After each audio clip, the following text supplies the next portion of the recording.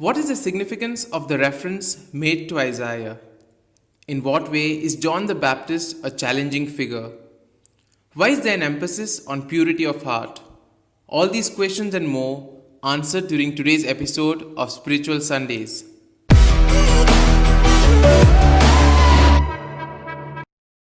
The good news of Jesus Christ, the Son of God, is a summary of the gospel. Bringing people to believe, that is the ongoing challenge. John the Baptist began that mission introducing Jesus in the words of Isaiah. He began in the wilderness, dressed simply and eating what the wilderness provided. John pointed the way to Jesus, who will baptize with the Holy Spirit. The gospel today shows us that we are called to hear and obey the word of God. John broke the prophetic silence of the previous centuries when he began to speak the word of God to the people of Israel. His message was similar to the message of the Old Testament prophets, who chided the people of God for their unfaithfulness and who tried to awaken true repentance in them. Among a people unconcerned with the things of God, it was his work to awaken their interest, unsettle them from their complacency, and arouse in them enough goodwill to recognize and receive Christ when he came. The attraction of John the Baptist is mysterious. People flock to him, not to be flattered, but to be told the truth. They listen because of what they saw. A man who was indifferent to the world's prizes, a man of minimal needs, who could not be bought by pleasures, comforts, or money, but passionate about God. They recognized his holiness. The Gospel also tells us about John being a challenging figure. Jesus tells us that John the Baptist was more than a prophet. John was the voice of the Consoler who is coming. He completed the cycle of prophets begun by Elijah. What the prophets had carefully searched for and the angels longed to see now came to completion as John made the way ready for the coming of the Messiah.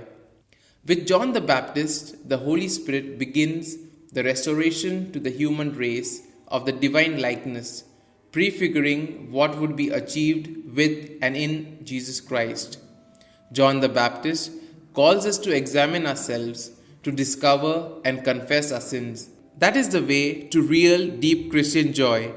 The Gospel also exhorts us to purify ourselves and transform our hearts and mind. John's baptism was for repentance, turning away from sin and taking on a new way of life according to God's word. Our baptism in Jesus Christ by water and the Spirit results in the new birth and entry into God's kingdom as his beloved sons and daughters. The Lord Jesus comes to baptize each one of us in his Holy Spirit so that we may walk in his truth and holiness and radiate the joy of the gospel to all we meet. God's word has power to change and transform our lives so that we may be lights that point others to Jesus Christ. John the Baptist preached forgiveness. This is one of the special gifts of God and one of the big celebrations of Advent. We are a forgiven people and we welcome the forgiveness of God in our repentance. This means we are firstly grateful for forgiveness, that we do not have to carry forever the burden of sin. God covers them in mercy.